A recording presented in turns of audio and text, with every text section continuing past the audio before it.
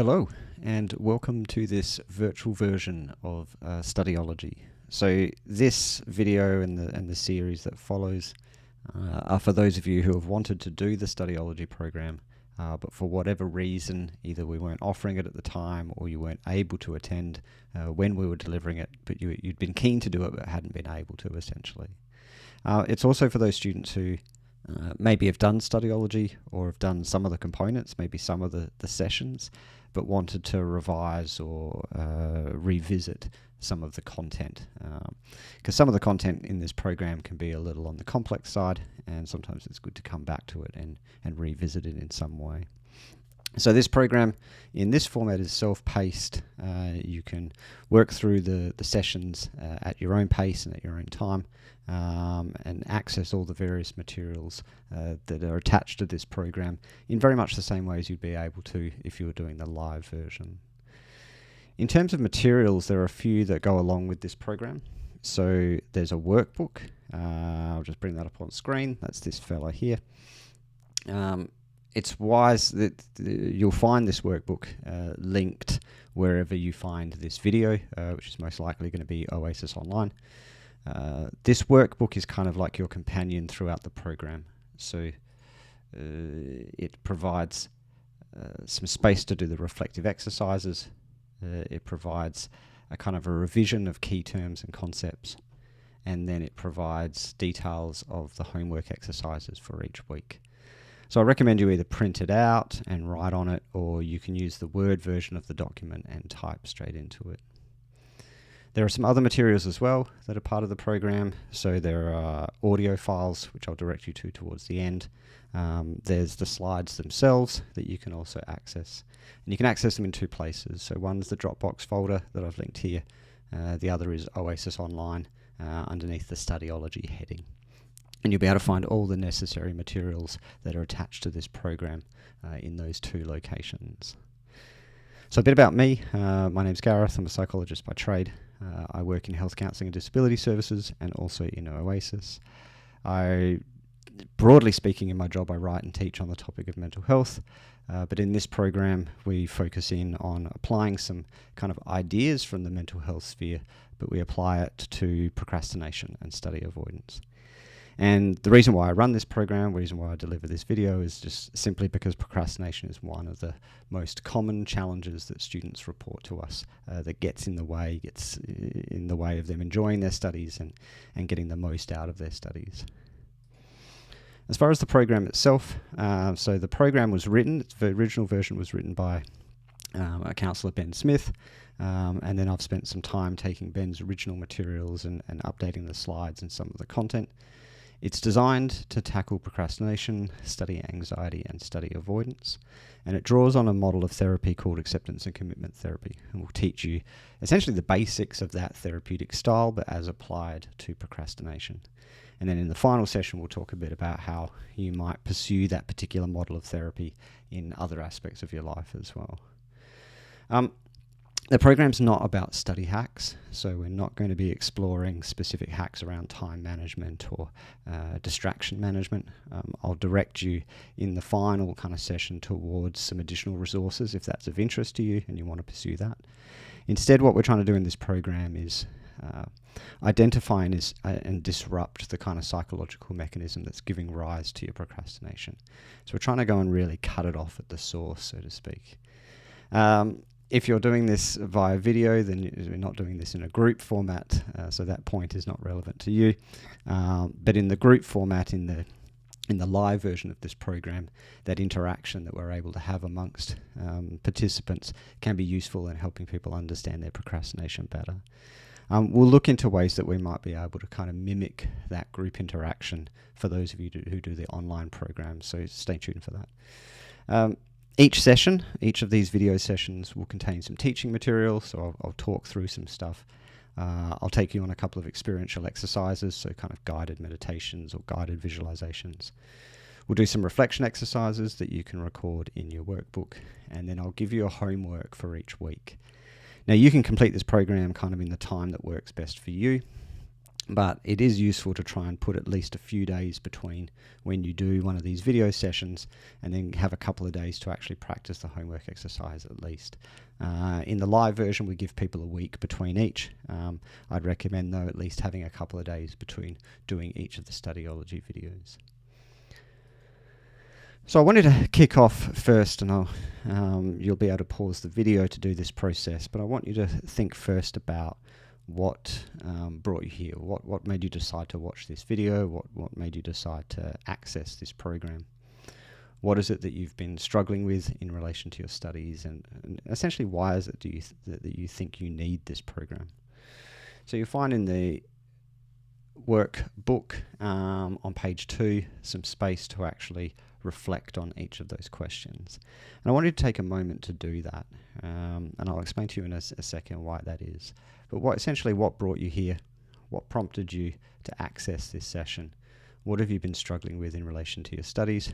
And why do you think you need this program? So I'll give you a moment to do that. Alrighty, the other set of reflections that I want you to do is about looking forward, I guess, and thinking about if this program were to work, if the time spent accessing these videos and following the homework exercises worked for you, what would be different about your life? What would be different about you? What would be different about the way that you study? So as you can tell, the first set of reflection questions are really like, what's happening now that has led you to access this program? The second set of reflection questions is really like, what is it you're working towards? What will be the outcome that you want if things work out well for you? And the same, you'll find those on page 3 of the workbook, and I'll give you a moment to do that as well.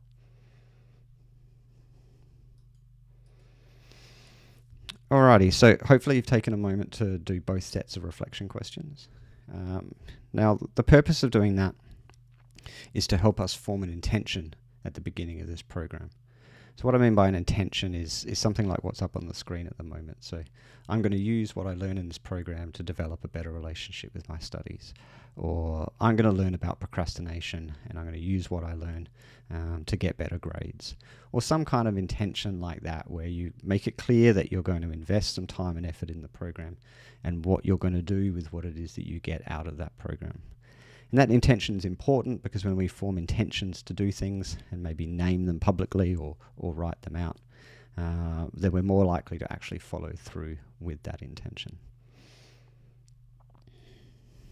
Alrighty, so what are we covering in this video? So even though this is a program about procrastination, we're not actually going to deal with procrastination as a topic until we hit it in the second video. Instead, what we're going to do is spend some time looking at a psychological capacity, which we call psychological flexibility, that if this program works well and if you do the exercises and practice them on a regular basis, this is a capacity you'll develop. And in the process of developing psychological flexibility, you'll then be able to apply that to your situation in relation to your studies. Now, you'll also be able to, and we'll explore this in session 5, you'll be able to apply this concept or this capacity that you're building to other aspects of your life as well. So really, if you were to wrap up everything that we talk about in this program under one heading, what is it that you will truly get out of this program? It's this opportunity to learn about and develop this capacity of psychological flexibility. So let's actually have a look at what that is. So one of the best ways to kind of think about psychological flexibility is to first think about its opposite, right? The psychological inflexibility. So when we're talking about psychological inflexibility, we're talking about getting trapped in certain ways of thinking or behaving, kind of feeling as though we're on autopilot, that we're living our life really just reacting impulsively and automatically to the things that happen to us. Something happens to us, we have an impulse, we follow the impulse. We don't really put any moments or pause or time to think about what is happening or make a different choice or choose a different trajectory. Now, psychological inflexibility itself is not a bad thing. The way our brains work means that lots of what we do on a daily basis gets put into some kind of autopilot or procedural memory. So an example might be driving a car. Right, you don't think about driving a car in the same way as you did when you were first learning to do it. Your brain has put a lot of the process of driving that car into your procedural memory, and it kind of happens without you having to think about it. But the problem is psychological inflexibility, if it gets kind of applied in the wrong spaces, can lead us to kind of get stuck in bad habits or bad routines. And that's kind of a little bit how we might think about procrastination. Procrastination is this habit we have of disengaging from the work we need to do and heading off on a different path, or being distracted by something else. So then psychological flexibility is the opposite of that, right? So it's the ability to be able to stop and pause in the moment to ask ourselves what is happening, what's going on, what is it that I want to do, what would be a good choice to do now, what would be consistent with my goals and consistent with my values. And it's our ability to kind of pepper the day through with that process, to stop and reflect, to think about what we want to do and reorient ourselves to doing the things that are meaningful to us. So from a study perspective, that's really being able to engage well with your studies in the service of getting a degree, even in the face of those things that might seek to distract or derail you. And usually that's what we'll visit in this program. It's often these difficult thoughts or feelings or sensations or experiences, these difficult internal experiences that are the things that are causing us to react impulsively and automatically and disconnect from our studies. And what we want to do is kind of put a pause process between when those emerge and then the decisions that we make about this, what we engage in next or what we do next. So I'll give you kind of a non-study example. So a psychologically inflexible process might be a friend says something nasty to us, we get angry and offended, and we immediately retaliate with a nasty comment of our own. And then you can imagine like that kind of feeds a cycle of conflict between you and your friend.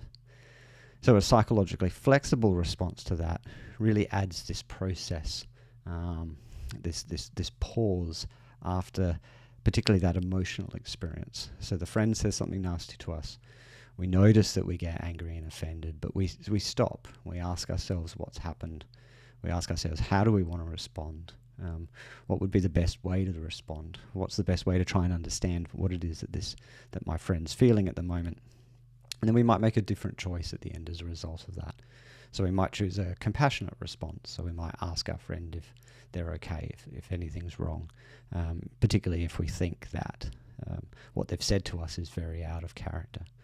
Or we might stop and think about our response, and rather just then retaliating with a nasty comment, we might think through what it is we want to say and respond assertively, but in a way that doesn't necessarily further fuel the conflict. So it's subtle what we're talking about here, but you can see the difference between just simply reacting to what happens to us versus introducing this kind of process in there that allows us to reorient to where we are and what we want to do. So to develop this capacity, to develop this psychological flexibility capacity, we have to practice on a regular basis going through this process. And there are three components to the process. The first is that we need to become present. We need to become mindful of the present moment. If any of you have done meditation training or use an app on your phone, for example, like Smiling Mind or Headspace or something, then you've already done perhaps some training in basic mindfulness. So that mindfulness, that awareness and that connection with the present moment is step one. Step two is then to open up, to really notice how we're feeling, what's going through our mind, what the nature of the situation is, doing an accurate assessment of the situation that we find ourselves in, and making room for whatever it is that shows up, including if it's difficult or unpleasant material. So difficult emotions or difficult thoughts, particularly of a negative variety, like a negative thoughts about ourselves, negative thoughts about our ability or our capacity, and learn how to make room for those. And I will explain in a future session what we mean by making room for. And then the third part of the process is then to make a decision about what it is and how it is we want to respond, and to do that in a way that's consistent with our goals and values. In a study context, you know that your goals are to do well at your study, to get your degree, So then we look at the choices we make in different situations and kind of hold them up against those particular values. Is this a good decision based on what it is that I want to do as far as my studies go? And over the course of this program, I'm going to teach you all of these three aspects and get you to practice these on a weekly basis. Now, the more you can kind of practice this kind of triangle, so you could imagine it as a cycle as well, from be present, open up, do what matters, be present. The more you get to practice this, the more of a mental habit it becomes, and the more of a mental habit it becomes, then the more it starts to benefit you in the various areas of your life where you are applying it. Okay, so in this session we're going to focus just on the top part of the triangle, the be present component. So if you imagine, I gave you the example before, the friend says something nasty to you, you have an immediate emotional reaction and you retaliate automatically. That would be the inflexible version. In the more flexible version, you take a moment, you pause to kind of understand what it is that's going on, how you're feeling, and think about how you want to respond.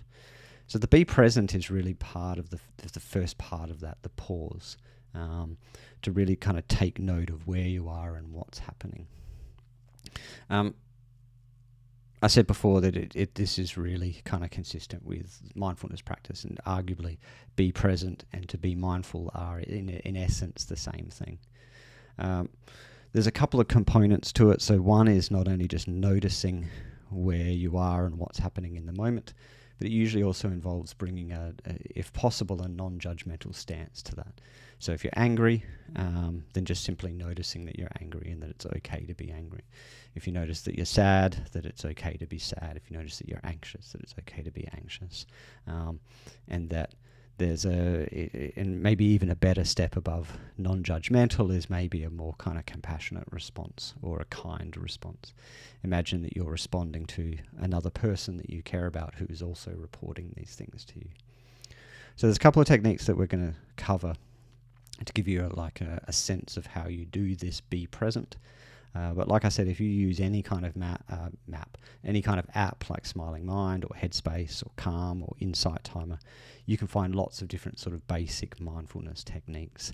I'll just introduce you to a couple that you can use, but you're welcome to kind of find some of your own along the way. So the first one we're going to cover is typically called 5-4-3-2-1. You'll see it referenced in multiple different places online. You can search for this and you'll find other recordings of it, different scripts for it, but they all in essence have the same basic idea. That basic idea is to essentially use the 5 senses to bring you back and ground you in the moment. So I'll guide you through one of these 5-4-3-2-1s. As I do it though, I'll do a little initial mild negative mood induction. What I mean by that is I'll get you to think about something stressful that you've got coming up and get you to notice those feelings of stress. And the reason we do that is so that you can learn to use this technique in the context in which you would normally be using it, which is something upsetting is happening or something anxiety-provoking is happening. And I need to kind of ground myself in the moment. Otherwise, I'll just kind of get carried away with whatever it is that's going on. So we'll do this, like I said, this mild negative mood induction at the beginning, and then show you how the 5-4-3-2-1 process interacts with that. So essentially, I just want you to find a space where you're comfortable and you can be, you're not going to be distracted or interrupted for the next couple of minutes. And then if you're comfortable, just kind of close your eyes. If you're not comfortable closing your eyes, you can just have like a soft gaze on a point in front of you somewhere.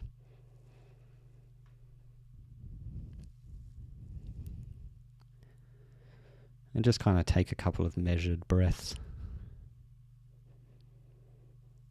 No need to change the speed of your breathing, just kind of notice a couple of deliberate inhalations and deliberate exhalations.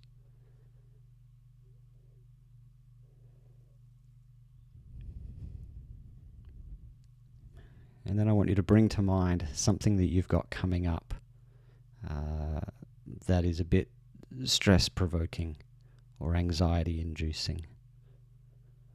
An assignment or an interaction or a lab or something, an element of your placement. Just something you've got coming up that's a little bit anxiety-provoking or stress-inducing. And as you bring it to mind, I just want you to notice that as you bring thoughts of this event to your mind, that the stress will inhabit itself in a few different ways. So you might feel a little bit in your body, tensing up. Might feel it in the stomach or the chest or the throat.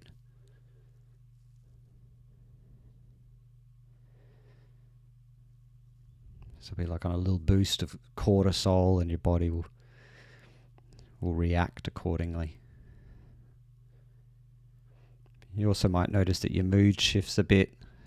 So if you're in a kind of okay mood before, you might notice that it's shifted a bit more to a bit more worry or anticipation or a bit of nervousness. And then notice how sort of one stressful thought tends to usually bring some other thoughts along with it. And they tend to be quite sticky thoughts. So you've got something coming up that you're a bit worried about, and then you think about that event a bit more and you really get attached to that kind of thought. And that all gets caught in a bit of a loop. So as you think more about it, you get your mood shifts, and then your body kind of notices it as well, manifests it in some way.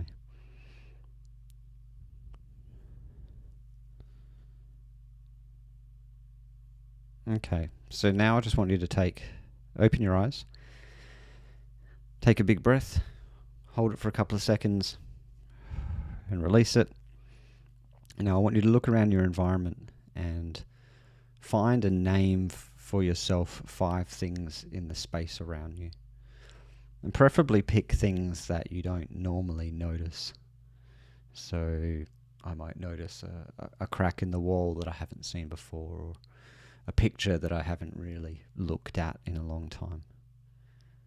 So find and name to yourself 5 things that you can see in the room. And if you want to push the effect a little further, rather than use the name of the object, try to describe it to yourself. So rather than me saying I can see a picture, I might say I can see a rectangle with a sort of a wooden outer, and then like a kind of a black section, and then a sort of a picture or of a comic on the inside. So try and really describe what it is you're seeing, and it will sort of deepen the effect of noticing that thing.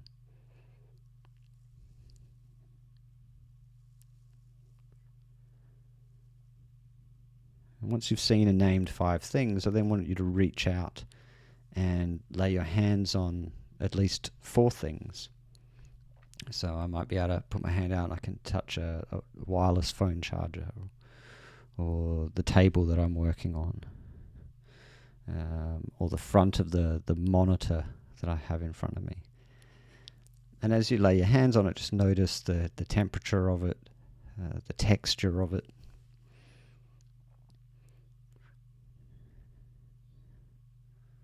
Notice what it actually feels like to make contact with that item or object.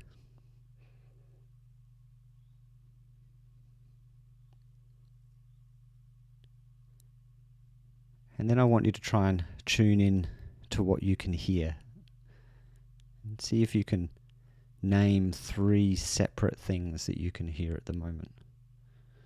So one might be my voice, but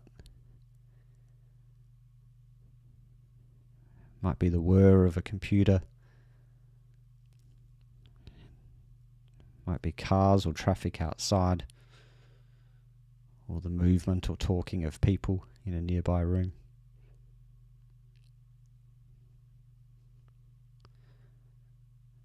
And take a moment to notice each of the 3 different sounds and attend to all three.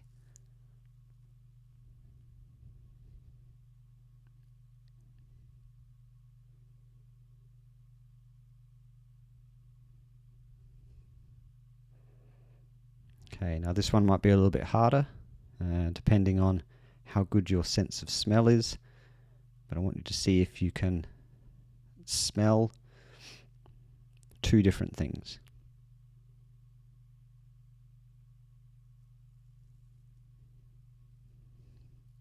Might be the smell of lunch or food that you have nearby, of someone's perfume or aftershave.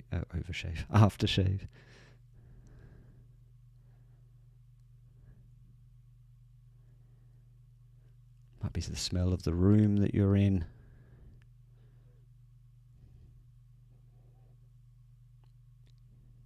And just notice the passage of air in and out of your nose as you're trying to kind of connect with the two different smells.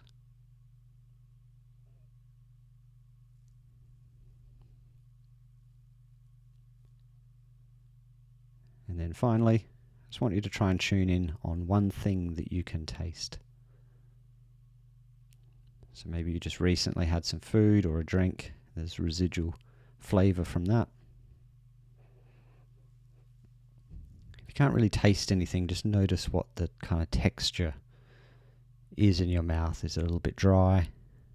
Or if you just had some water recently and it's all good.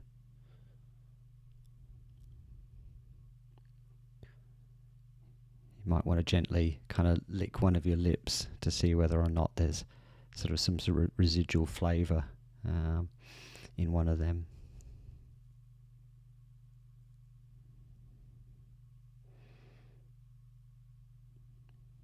And okay, and then just do a really quick review of all five. Right, so just quickly review in your head the 5 things that you saw, the 4 things that you were able to touch, the 3 things that you were able to hear, the 2 things you were able to smell, and the 1 thing you were able to taste. Take stock of your unique 5, 4, 3, 2, 1.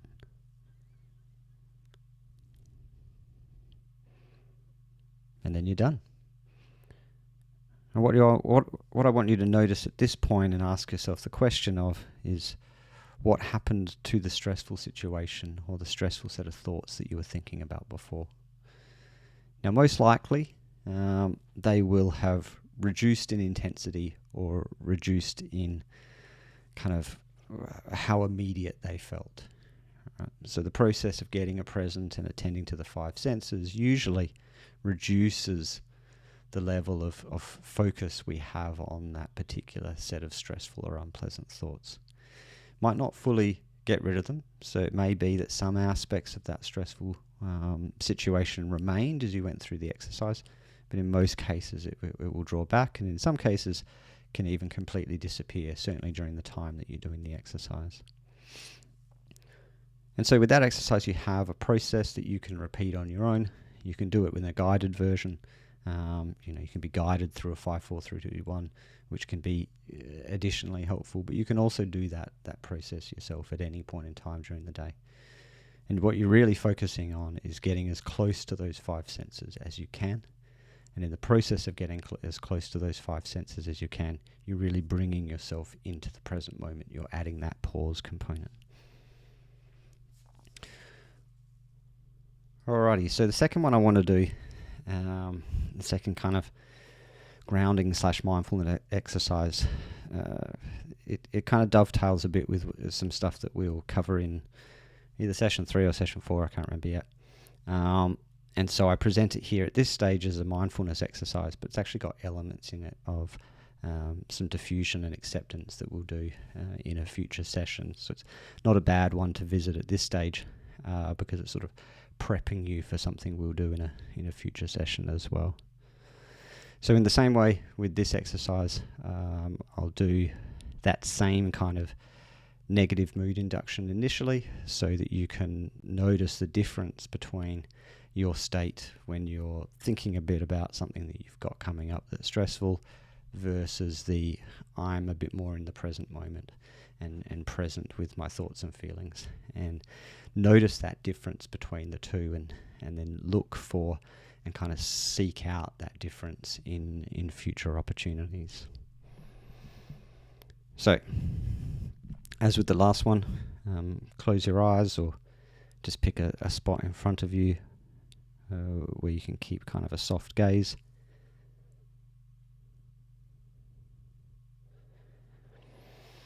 Again, kind of take a couple of very deliberate breaths. They might be deep ones or could be shallow. Just really notice that you've got the control over that. You can kind of select the length of time and the depth of the inhale and the exhale.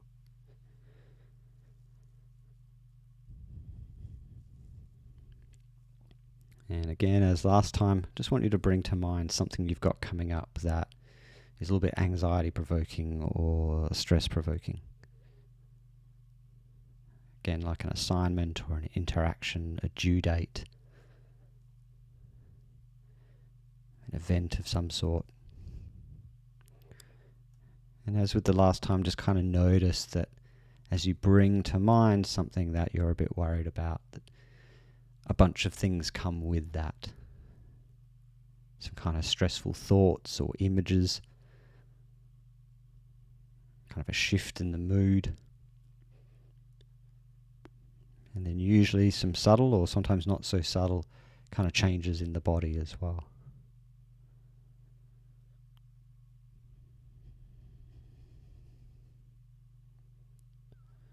And then this time, rather than kind of ground ourselves using our senses, rather than sort of take ourselves away from those difficult thoughts or feelings or sensations, instead we're going to pick a couple and we're going to actually dig a little bit further into them. We're going to notice them for what they are, and we're going to name them for what they are. And then in the process of noticing and naming them, we're going to start to develop a slightly different relationship to them. So we'll start with your mood. So I want you to just try and find one or a couple of words that best describe how you're feeling right now.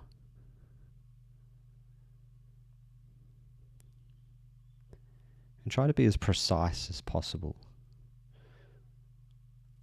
Try to find just the right word or set of words to describe what it is.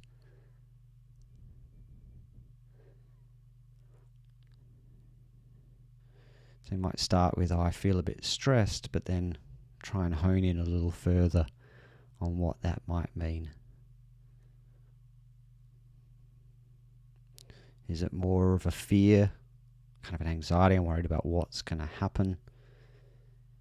Is it more like a sense of overload, like I've got too many things, not enough time or resources to deal with it? Is it maybe more like a frustration, kind of an annoyance?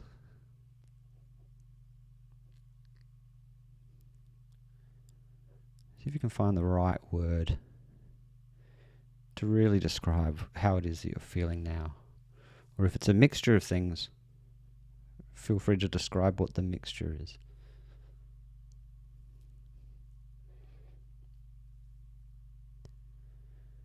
And then I want you to try and notice where that mood or that feeling kind of sits in the body. Like, where do you think it sets up home, so to speak? So, for example, I tend to find that anger tends to set up in the throat. Anxiety sometimes sets up in the stomach.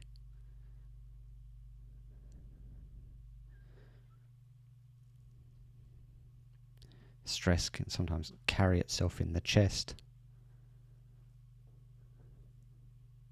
Sadness sometimes carries itself in the face and the eyes. Try and work out where in the body, how you're feeling at the moment, where you notice it most.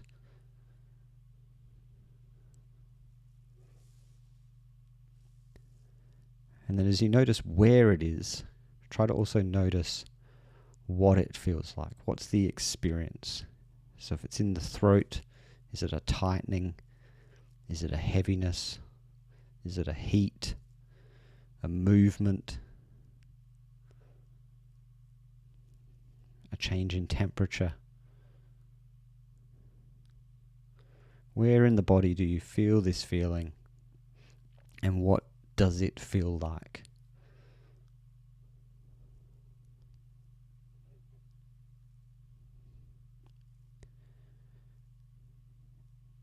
And as you do this, start to develop just a simple phrase in your head that you can use to kind of describe that feeling. So it might be something like, I'm feeling a bit anxious. I can feel it in my stomach, and it feels like a kind of gurgling or a bit chaotic, or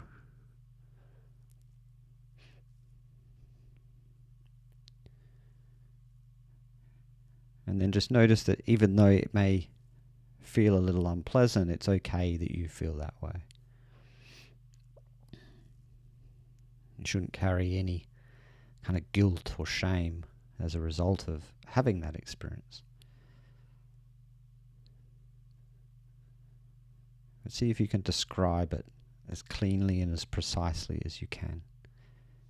And if you struggle with this, that's okay. If you've gone from just simply having the feelings to really trying to hone in on what they are, it takes a while to start to develop that capacity to really notice and name it and describe it. But it's a really good time in this program to start to develop that capacity.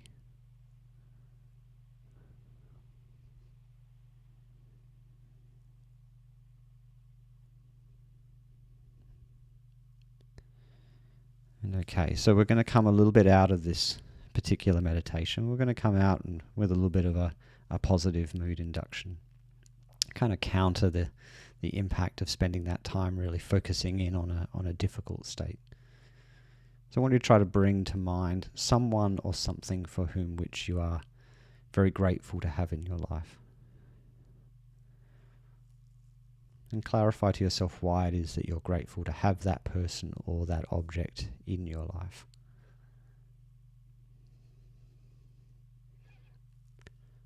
And then imagine or visualize yourself visiting that person. Maybe you'll actually get the opportunity to do this. Or even picking up that object or that place or going there and saying thank you in some way, shape or form to that person, to that object, to that place.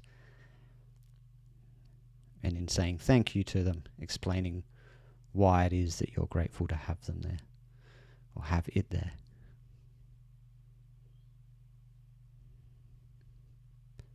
And then as you come out of this meditation, consider the possibility or the option for you at some point in the next few days or next week or so to actually say those thanks to that person, to that object, to that place.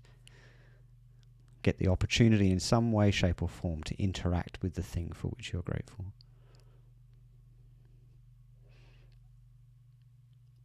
And when you're ready, you just open your eyes and we're back. Alrighty, so 2 exercises of quite different formats, but both intended to be exercises that bring a pause to our lives. We can either do it by pausing and attending to our 5 senses.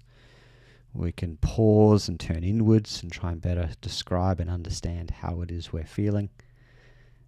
Either way, we're taking a moment to stop and reflect and get as close to the present moment as we can. And in doing so, we'll provide kind of a jump-off point then for the next 2 steps of that process, the open up and the do what matters that we'll visit in future sessions.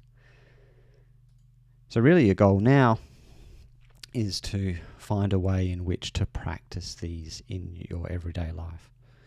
And I'm particularly interested in getting you to practice these in the context of your studies, because that's the thing that we're really trying to initially address in this program, is your relationship with and your connection to your academic work. So my recommendation is every day that you have that's a work day, or every day of the week that you would like to be doing academic work of some point, I ask you to schedule a start point for each of those days, and at the earliest time that's reasonable for you. So maybe 9, 10, 11, midday, depending on what your kind of internal clock is and your preferences for when you do your work. Pick the day and the start time. And then at that start time on each of those days, I want you to engage in either one or both of these kinds of present moment exercises. So at 9 a.m. each morning on the work day, I want you to do the 5, 4, 3, 2, 1, or do the noticing and naming. There's an audio file that you can access either from a Dropbox link or the Oasis Online topic that can guide you through those if you're not already sick of hearing my voice. But you might also decide to use this as a point to do a meditation of a different sort. Like I said, if you've already used or already have access to one of the many mindfulness apps, a Smiling Mind or a Headspace, you might decide to use that starting point as an opportunity to do a 1 minute, 2 minute, 5 minute, even 10 minute meditation at that point. And that's it for the homework exercise at this stage. Right? So there's nothing else other than that getting present at the point at which you need to start work. Right? And at this stage, that's all I want you to do. Alrighty, so a reminder that handouts, audio, slides can be found in those two locations, the Dropbox folder or Oasis Online. That's probably the easiest one, depending on where it is you found this program, but my guess is that's where you've accessed this video from, so that might be the easiest place to grab them. Good luck with practicing the exercises. I'll see you in the next session. And give yourself, like I said, at least 2 or 3 days to kind of practice these exercises. 2 or 3 days where you set a start time, schedule a start time for your study, and then use some kind of be present, mindfulness-based exercise to kind of ground you in that first moment. If you've got any feedback or questions about what it is that we covered today, please send me an email. The address is up on the screen there. Otherwise, I will see you in the next video. Take care.